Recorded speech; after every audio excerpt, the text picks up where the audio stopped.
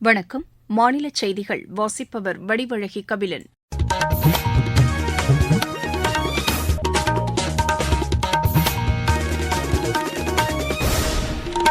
தலைப்புச் செய்திகள். காலங்களை கடந்து இந்திய அரசியலமைப்பு சட்டம் வலிமையுடன் திகழ்வதாக பிரதமர் திரு நரேந்திர மோடி பெருமிதம் தெரிவித்துள்ளார். தென் மாவட்டங்களில் கனமழையால் ஏற்பட்டுள்ள பாதிப்புகளை ஆய்வு செய்து உரிய நிவாரணம் வழங்க நடவடிக்கை எடுக்குமாறு முதலமைச்சர் திரு மு க ஸ்டாலின் கேட்டுக் கொண்டுள்ளார். திருநெல்வேலி, தூத்துக்குடி, தென்காசி, விருதுநகர், கன்னியாகுமரி மாவட்டங்களின் ஓரிரு இடங்களில் அடுத்த 24 மணி நேரத்தில் கனமழைக்கு வாய்ப்புள்ளதாக வானிலை ஆய்வு மையம் தெரிவித்துள்ளது. காங்கிரஸ் கட்சியின் மூத்த தலைவர்களில் ஒருவரும் சட்டப்பேரவை உறுப்பினருமான EVKS இளங்கோவன் மறைவுக்கு தலைவர்கள் பலர் இரங்கல் தெரிவித்துள்ளனர். ஒடிசா மாஸ்டர்ஸ் பேட்மிண்டன் போட்டியில் இந்தியாவின் ரித்விக் சஞ்சீவி, தன்வி சர்மா ஆகியோர் இறுதிப் போட்டிக்கு முன்னேறியுள்ளனர். இனி விரிவான செய்திகள். காலங்களை கடந்து இந்திய அரசியலமைப்பு சட்டம் வலிமையுடன் திகழ்வதாக பிரதமர் திரு நரேந்திர மோடி பெருமிதம் தெரிவித்துள்ளார். மக்களவையில் அரசியல் சாசனம் தொடர்பாக நேற்றும் இன்றும் நடைபெற்ற சிறப்பு விவாதத்திற்கு பிரதமர் இன்று பதிலளித்து பேசினார். அரசியல் சாசனத்தையும் ஜனநாயகத்தையும் கொண்டாட வேண்டிய தருணம் இது என்று அவர் கூறினார். அரசியல் சாசனத்தை வடிவமைப்பதில் பெண்கள் முக்கிய பங்காற்றியுள்ளதாக அவர் குறிப்பிட்டார். அரசியல் சாசனம் 75 ஆண்டுகளாக நாட்டை முன்னேற்ற பாதையில் வழிநடத்தி வந்துள்ளதாக அவர் கூறினார். முன்னதாக இந்த விவாதத்தில் பேசிய நாடாளுமன்ற விவகாரங்கள் துறை அமைச்சர் திரு கிரண் ரிஜிஜூ, அனைவரையும் உள்ளடக்கிய வளர்ச்சி, நம்பிக்கை, முயற்சி என்ற தாரக மந்திரத்துடன் மத்திய அரசு செயல்பட்டு வருவதாக தெரிவித்தார். நாடு சுதந்திரம் பெற்றபின் அனைவருக்கும் சம உரிமை கிடைப்பது உறுதி செய்யப்பட்டுள்ளதாக அவர் கூறினார். நாட்டில் சிறுபான்மையினர் சட்டப்பூர்வமான பாதுகாப்பை பெற்றுள்ளதாக தெரிவித்த அவர், சிறுபான்மையினர் நலனுக்காக செயல்படுத்தப்படும் திட்டங்களையும் எடுத்துரைத்தார். தேசிய ஜனநாயக கூட்டணி அரசு ஆட்சி பொறுப்பேற்ற பின்னர் வடகிழக்கு மாநிலங்களின் வளர்ச்சிக்கான பணிகள் தொடர்ந்து மேற்கொள்ளப்பட்டு வருவதாக திரு கிரண் ரிஜிஜூ தெரிவித்தார்.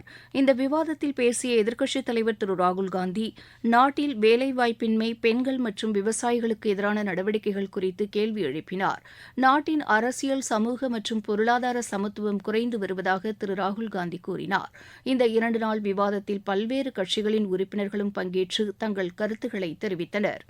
தென் மாவட்டங்களில் கனமழையால் ஏற்பட்டுள்ள பாதிப்புகளை ஆய்வு செய்து நிவாரணம் வழங்க உரிய நடவடிக்கை எடுக்க வேண்டுமென்று அதிகாரிகளை முதலமைச்சர் திரு மு க ஸ்டாலின் கேட்டுக் கொண்டுள்ளார். தென் மாவட்டங்களில் பெய்து வரும் கனமழை மற்றும் முன்னெச்சரிக்கை நடவடிக்கைகள் குறித்து இன்று சென்னையில் நடைபெற்ற ஆய்வுக் கூட்டத்தில் அவர் கேட்டறிந்தார்.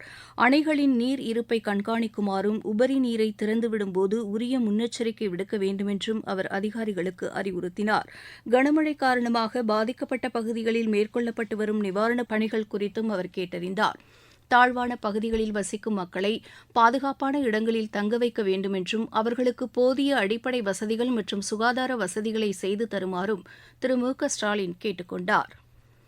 காங்கிரஸ் கட்சியின் மூத்த தலைவர்களில் ஒருவரும் ஈரோடு கிழக்கு சட்டப்பேரவை உறுப்பினருமான திரு EVKS இளங்கோவன் உடல்நலக்குறைவு காரணமாக இன்று சென்னையில் காலமானார். அவருக்கு வயது 75. தமிழ்நாடு காங்கிரஸ் கமிட்டியின் தலைவராகவும் மத்திய அமைச்சராகவும் அவர் பணியாற்றியுள்ளார். EVKS இளங்கோவன் மறைவுக்கு காங்கிரஸ் தலைவர் திரு மல்லிகார்ஜுன கார்கே, மக்களவை எதிர்க்கட்சித் தலைவர் திரு ராகுல்காந்தி, மத்திய இணையமைச்சர் திரு எல் முருகன், முதலமைச்சர் திரு மு க ஸ்டாலின் உள்ளிட்ட தலைவர்கள் பலர் ஆழ்ந்த இரங்கல் தெரிவித்துள்ளனர். சென்னை மணப்பாக்கத்தில் அவரது இல்லத்தில் வைக்கப்பட்டுள்ள இளங்கோவன் உடலுக்கு முதலமைச்சர் திரு மு க ஸ்டாலின் நேரில் அஞ்சலி செலுத்தினார்.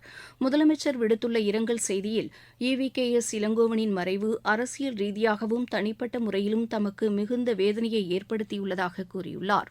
அஇஅதிமுக பொதுச் செயலாளர் திரு எடப்பாடி பழனிசாமி, மதிமுக பொதுச் செயலாளர் திரு வைகோ, பாமக நிறுவனர் மருத்துவர் ச ராமதாசு, விடுதலை சிறுத்தைகள் கட்சித் தலைவர் திரு தொல் திருமாவளவன் உள்ளிட்ட பல்வேறு அரசியல் கட்சிகளின் தலைவர்களும் அன்னாரது மறைவுக்கு ஆழ்ந்த இரங்கல் தெரிவித்துள்ளனர். நீங்கள் கேட்டுக்கொண்டிருப்பது மாநில செய்தி அறிக்கை.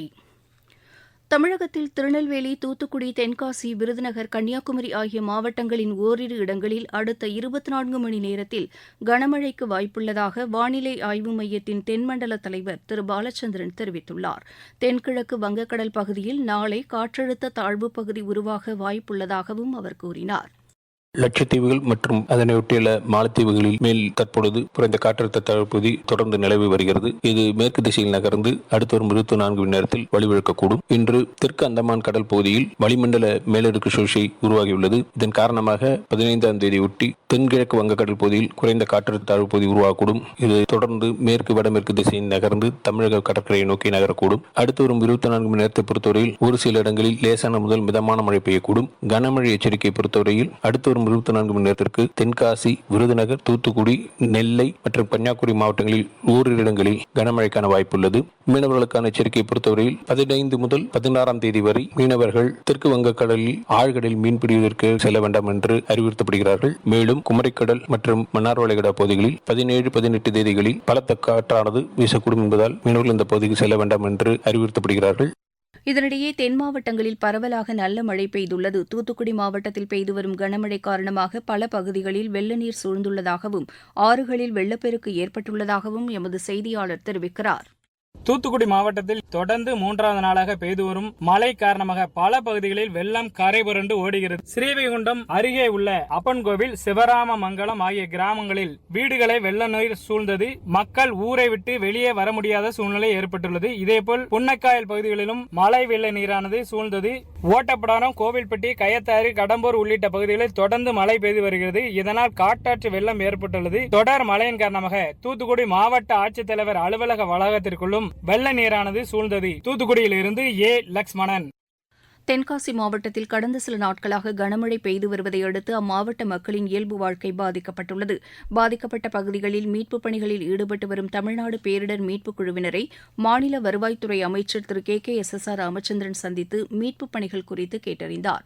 வெள்ள நீரால் சூழப்பட்ட பகுதிகளையும் அவர் நேரில் பார்வையிட்டார். பின்னர் மாவட்ட ஆட்சியர் அலுவலகத்தில் அனைத்து துறை அதிகாரிகளுடனும் திரு ராமச்சந்திரன் ஆலோசனை மேற்கொண்டார். தேனி மாவட்டத்தில் பெய்து வரும் மழை காரணமாக ஆறுகளில் வெள்ளப்பெருக்கு ஏற்பட்டுள்ளதை அடுத்து கரையோர பகுதிகளில் வசிக்கும் மக்களுக்கு வெள்ள அபாய எச்சரிக்கை விடுக்கப்பட்டுள்ளது. இம்மாவட்டத்தில் மலைப்பகுதியையொட்டியுள்ள சாலைகளில் மக்கள் இரவு நேர பயணத்தை தவிர்க்குமாறு அறிவுறுத்தப்பட்டுள்ளதாக எமது செய்தியாளர் தெரிவிக்கிறார். திருவள்ளூர் மாவட்டத்தில் பெய்து வரும் மழை காரணமாக சென்னைக்கு குடிநீர் வழங்கும் முக்கிய நீர் ஆதாரங்களான பூண்டி, புழல், செம்பரம்பாக்கம் ஏரிகளுக்கு நீர்வரத்து அதிகரித்துள்ளது.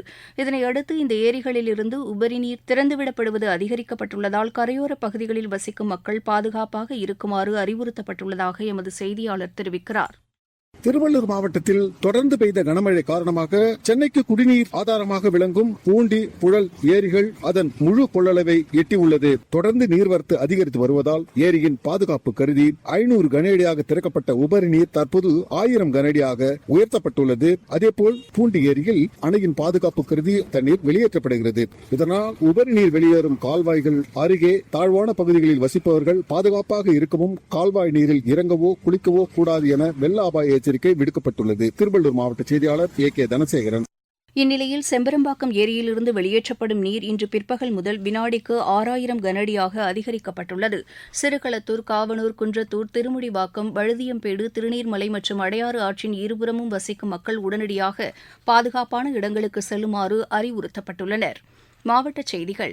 திருவண்ணாமலை அண்ணாமலையார் மலையில் மண் சரிவு ஏற்பட்ட இடத்தை சென்னை உயர்நீதிமன்ற நீதிபதி திரு SS சுந்தர் இன்று நேரில் பார்வையிட்டு ஆய்வு செய்தார். நீலகிரி மாவட்டம் உதகை படகு இல்லத்தில் மேற்கொள்ளப்பட்டு வரும் புனரமைப்பு பணிகளை மாநில அமைச்சர் திரு மு சாமிநாதன் இன்று ஆய்வு செய்தார். தஞ்சாவூர் மாவட்டம் கும்பகோணம் அருள்மிகு நாகநாத சுவாமி திருக்கோவில் கார்த்திகை கடைஞாயிறு பெருவிழாவையொட்டி இன்று தேரோட்டம் வெகு விமரிசையாக நடைபெற்றது. நாமக்கல்லில் மருத்துவ மற்றும் மக்கள் நல்வாழ்வுத்துறை சார்பில் சித்த மருத்துவ முகாம் மற்றும் மூலிகை கண்காட்சி இன்று நடைபெற்றது. திருப்பத்தூர் மாவட்டம் ஆம்பூரில் தூய்மைப் பணியாளர்களுக்கான சிறப்பு மருத்துவ முகாம் இன்று நடைபெற்றது. காஞ்சிபுரம் ஒருங்கிணைந்த நீதிமன்ற வளாகத்தில் லோக் அதாலத் எனும் மக்கள் நீதிமன்றம் இன்று நடைபெற்றது. விளையாட்டுச் செய்திகள். ஒடிசா மாஸ்டர்ஸ் பேட்மிண்டன் போட்டியில் இந்தியாவின் ரித்விக் சஞ்சீவி, தன்வி சர்மா ஆகியோர் இறுதிப் போட்டிக்கு முன்னேறியுள்ளனர். இன்று நடைபெற்ற ஆடவர் ஒற்றையர் பிரிவு அரையிறுதி ஆட்டத்தில் ரித்விக் சஞ்சீவி 21-17, 21-14 என்ற செட் கணக்கில் தாய்லாந்து வீரரை வென்றார். மகளிர் ஒற்றையர் பிரிவில் தன்வி சர்மா 21-19, 21-19 என்ற நேர் செட்களில் சக வீராங்கனை ஸ்ரீயான்ஷி வாலிஷெட்டியை வென்றார். சோலாப்பூர் சர்வதேச டென்னிஸ் போட்டியில் இந்தியாவின் ஸ்ரீவள்ளி ரஷ்மிகா இறுதி ஆட்டத்திற்கு முன்னேறியுள்ளார். வெஸ்ட் இண்டீஸுக்கு எதிரான 20-20 மற்றும் ஒருநாள் கிரிக்கெட் போட்டித் தொடரில் பங்கேற்பதற்கான இந்திய மகளிர் அணி அறிவிக்கப்பட்டுள்ளது. மீண்டும் தலைப்புச் செய்திகள். காலங்களை கடந்து இந்திய அரசியலமைப்பு சட்டம் வலிமையுடன் திகழ்வதாக பிரதமர் திரு நரேந்திர மோடி பெருமிதம் தெரிவித்துள்ளார். தென் மாவட்டங்களில் கனமழையால் ஏற்பட்டுள்ள பாதிப்புகளை ஆய்வு செய்து உரிய நிவாரணம் வழங்க நடவடிக்கை எடுக்குமாறு முதலமைச்சர் திரு மு க ஸ்டாலின் கேட்டுக் கொண்டுள்ளார். திருநெல்வேலி, தூத்துக்குடி, தென்காசி, விருதுநகர், கன்னியாகுமரி மாவட்டங்களின் ஓரிரு இடங்களில் அடுத்த 24 மணி நேரத்தில் கனமழைக்கு வாய்ப்புள்ளதாக வானிலை ஆய்வு மையம் தெரிவித்துள்ளது. காங்கிரஸ் கட்சியின் மூத்த தலைவர்களில் ஒருவரும் சட்டப்பேரவை உறுப்பினருமான EVKS இளங்கோவன் மறைவுக்கு தலைவர்கள் பலர் இரங்கல் தெரிவித்துள்ளனர். ஒடிசா மாஸ்டர்ஸ் பேட்மிண்டன் போட்டியில் இந்தியாவின் ரித்விக், சஞ்சீவி, தன்வி சர்மா ஆகியோர் இறுதிப் போட்டிக்கு முன்னேறியுள்ளனர். இத்துடன் இந்த செய்தி அறிக்கை நிறைவடைந்தது. எமது செய்திகளை சமூக வலைதள பக்கங்களில் AIR நியூஸ் சென்னை என்ற முகவரியிலும் RNU சென்னை என்ற யூடியூப் சேனலிலும் நேயர்கள் உடனுக்குடன் அறிந்து கொள்ளலாம்.